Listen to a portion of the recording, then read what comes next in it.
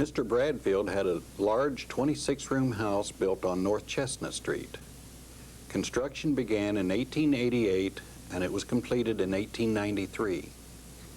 It required 5 years to build it at a cost of $65,000.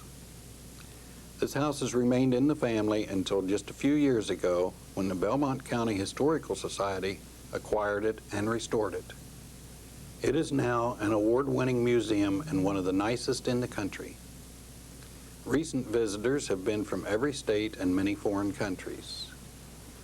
Now, let's visit this beautiful mansion.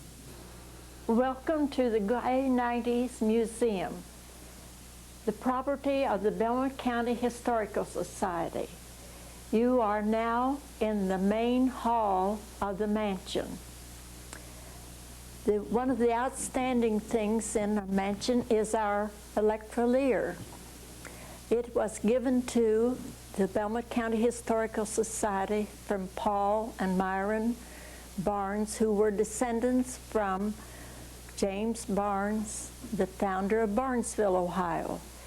It's a sample of what would be in a house of this period. Over there you see a beautiful Rococo mirror, and under it a lovely chest. On the chest we see the Nippon vases and a Gone with the Wind lamp. In the far corner you see a beautiful grandfather's clock with a hand-painted plate on the stand. Outstanding in this house is the beautiful stairway. The carving here is very beautiful on the newel posts, and the spindles continue clear up to the 3rd floor. They are said to be no two alike. Here we see the famous fireplace called an inglenook or courting corner. The Bradfields, who built the house, were from England, and of course they would want to have a fireplace typical of their country. Here are the peacock feathers. We found those in almost every Victorian house. They are supposed to bring good luck to the household. We have a lovely Victorian love seat, and of course the top hat was what they wore in those days. This is the second parlor. Notice the Rococo plaster work on the ceiling. The plaster work is typical of the period, and we see a very beautiful chandelier. Notice that it has the electric lights at the bottom and the gas lights at the top. In this room we have a lovely old square piano. On each side of the piano you will see the organ lamps, which are solid brass with green hand-blown glass shades.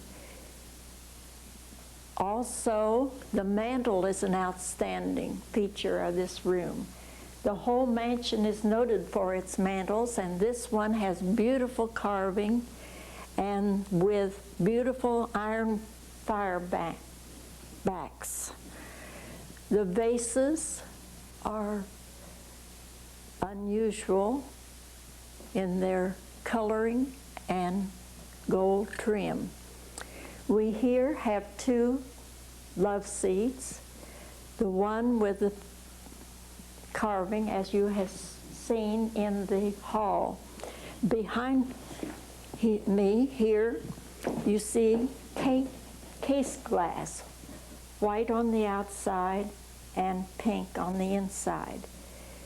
The table here is typically Victorian, called a card table, since it'll open up large enough for a table. This is the first parlor of the mansion, and we find the Rococo plasterwork on the ceiling and on the walls. the same as the second parlor. In this room, we have two very interesting marble top tables. They're called turtle tops because they look like a turtle that's resting. Also, we have these beautiful Victorian china painted eggs that they used at Easter time. On this table is a very, very beautiful Dresden china lamp and a glass of Pern, which is we call a whimsy because it's so beautiful. And as we look here at the mantle, it's unusual because it has a petticoat mirror at the top. Notice the beautiful carving. The wood in here is butternut, or sometimes called white walnut. And as we come back to this area, we have a part that we call the turret part because this alcove runs all the way to the third floor. In the turret, the granddaughter of the builder of the house was married. The Victorian furniture here is lovely, and the case here with Victorian keepsakes are located. This vase is Balique. And over here we have a very unusual melodeon. A melodeon is played like a piano and pumped like an organ. It was last tuned in 1828. We have also beautiful candelabra there.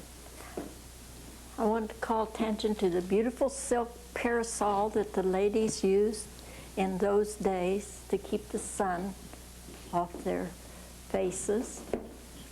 And notice the candelabra on the melodeon.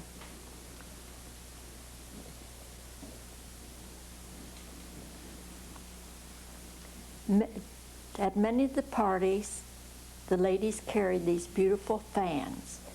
Many of them were white, pink, and black. And now we'll go to the dining room. Notice the marble top of this chest, and on it we have two examples of glass. The Waterford glass here and the cut glass here. Notice how much more the cut glass sparkles than the Waterford piece of pressed glass. The candelabra is beautiful with its height and beautiful glass, but not as beautiful as the cut. Here we have one banquet table which is made out of two tables. These tables each have one leaf, and when they had more people to come, they could even put another table between the two. The chairs are Victorian, and notice how small they are. They wouldn't accommodate the big people we have today. The silver on the table would be used when they had big parties. Here we have a beautiful French love seat of the early period. One of the original pieces of furniture in the house is this chest and this mirror, which was here when the Bradfields and Watts lived here. We have a Gone of the Wind lamp on this particular chest. The door to the Butlers Pantry has this bronze decoration on it, and throughout the whole house you'll see beautiful bronze hinges. The fireplace here is very different because the fire back has the image of a Greek philosopher in it. Green tile, the wood in this one is oak. On the mantle, we see bisque figurines. The picture in that side of the fireplace is one of James Barnes's brother, the one that went to Marietta instead of Barnesville.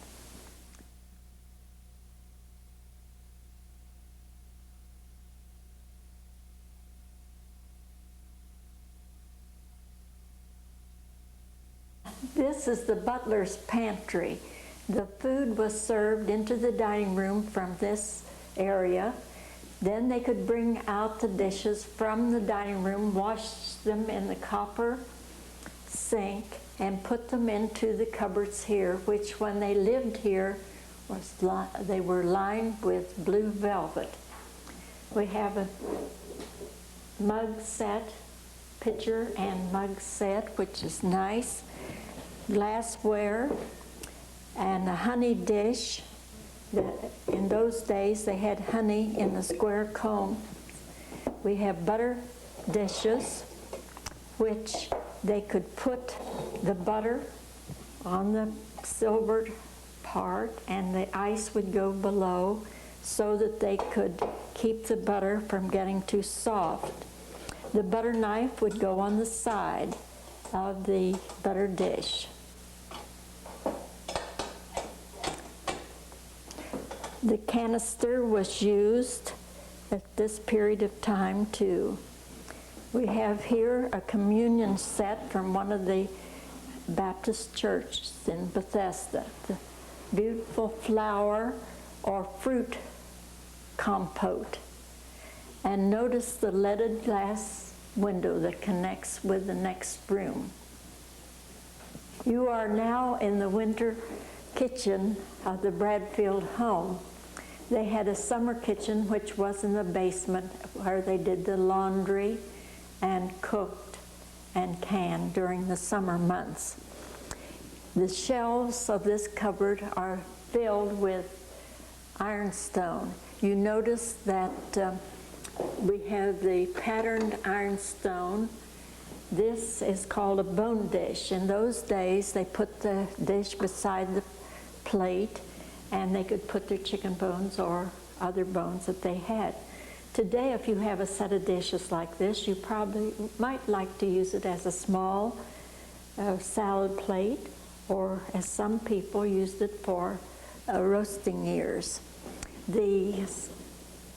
Instead of a bread and butter plate, they used these butter pat dishes.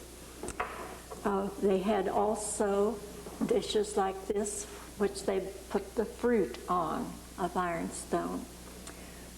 We have here a tin mold which held the rings of cheese.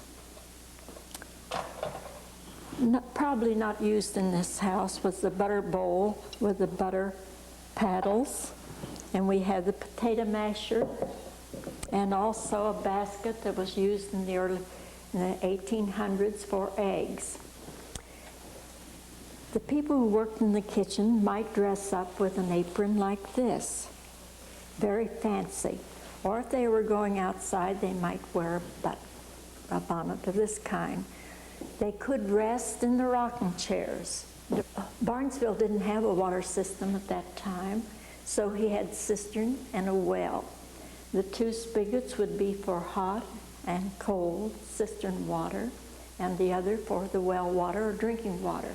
This soapstone sink was put in the house when it was built between 1888 and 1893.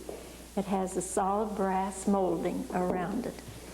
The table here is a harvest table. When they wanted to feed the harvest hands, they could raise up the leaves on each side. There's a good display of copper implements, the pitcher, and they had this to cook in with a little alcohol light down here. And the chairs are very interesting, ladder back. Now you can see here the spinning wheel dating back in the 1800s. That would be to spin the flax or the wool to make their clothes. The stove shows you the type of an iron they might have used to iron their clothes, although the stove was not used in this house. We have here an old magnetic telephone. Did not have an operator to get your neighbor. You had a long and a short, might be one neighbor,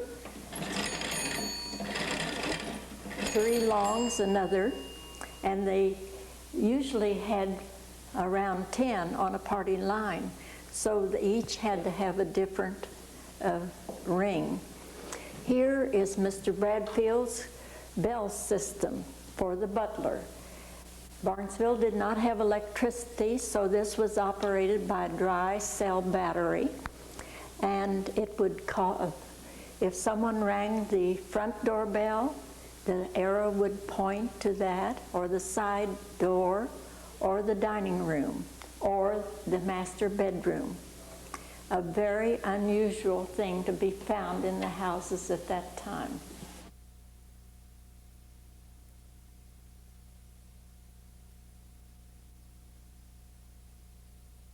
We're in the children's room, and most of the children's playthings, their little wash machine, which is there, and the dishes and the coffee grinder all belong to a grandniece of the builder, which are on loan. We have a lovely little carriage here with its own parasol. The doll is quite lovely. The doll here was given to the museum. The folding rocking chair is quite unusual. And we have a marble top dresser. Here we have a sleigh bed. Sleigh beds were unusual at that time. The doll clothes are all original. We have a dress worn by one of the people who lived in Barnesville, Mrs. William Rogers, dating back much before the time of this house was built. The doll house is very nice because it has 2 stories and was used by the children here. You are now in the master bedroom. The bed here is original in the house, and it's an East Lake bed. It has burl walnut and fancy carving. On the bed we have pillow shams, which were made in 1883, so they could have been used on this bed. On the bed we have a wedding dress of one of the Bradfields, and notice the pearls and the lace, and the skirt is very full with the lace and beads at the bottom of it. With that dress they wore the long white kid gloves and the white satin shoes. Also on this bed is an 1887 quilt made of silk and embroidered. On the wall there we have the pictures of 2 of the Bradfield ancestors, Mr. and Mrs. Pond. They're painted on wood. The high button shoes that you see were evening shoes that were worn by one of the people who lived in the house, and notice the buttons, they look like diamonds. They had to have a special shoe hook to fasten those. On the red cushion you see hat pins of this period. The women wore large hats and their hair was very bouffant, so they had to hold the hat on with those hat pins. They also used them sometimes to protect themselves, I've heard. You see a woman's summer hat with the plumes made of fine straw. Below that you see 2 types of men's hat. The one, the tall hat, for evening, and the bowler. On the side, you see a little girl's hat and dress that she would wear to a party.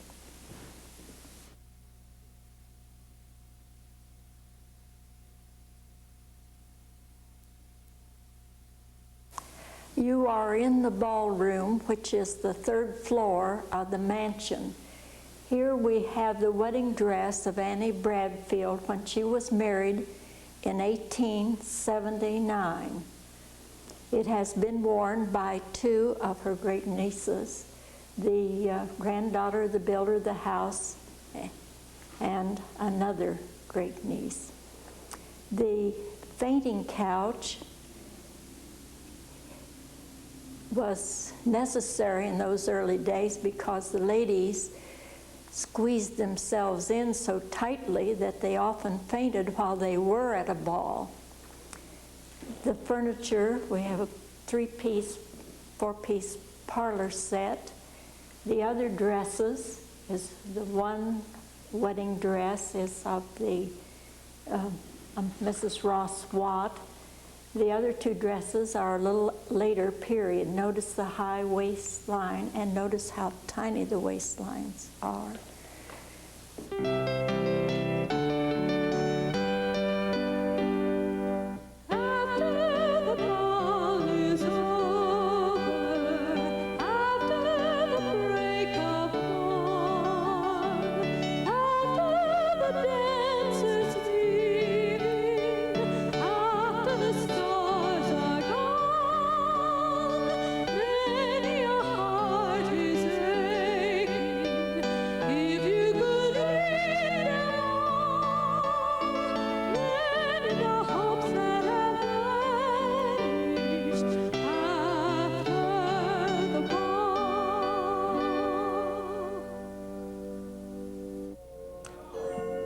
You are in the music room. We have here many different musical instruments. This is what we call a pump organ, and on the organ you see a very old music book, 1875.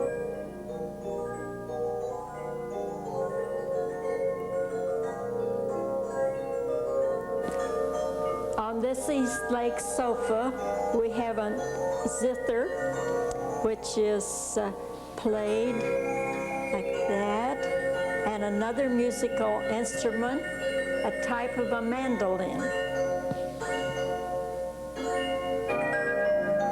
We have here a Regina music box. You hear it playing one of its beautiful tunes.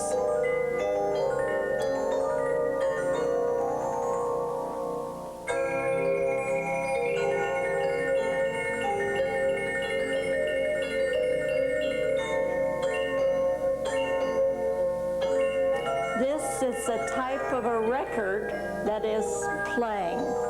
Reminds you of the player piano records made of paper, the holes and cuts.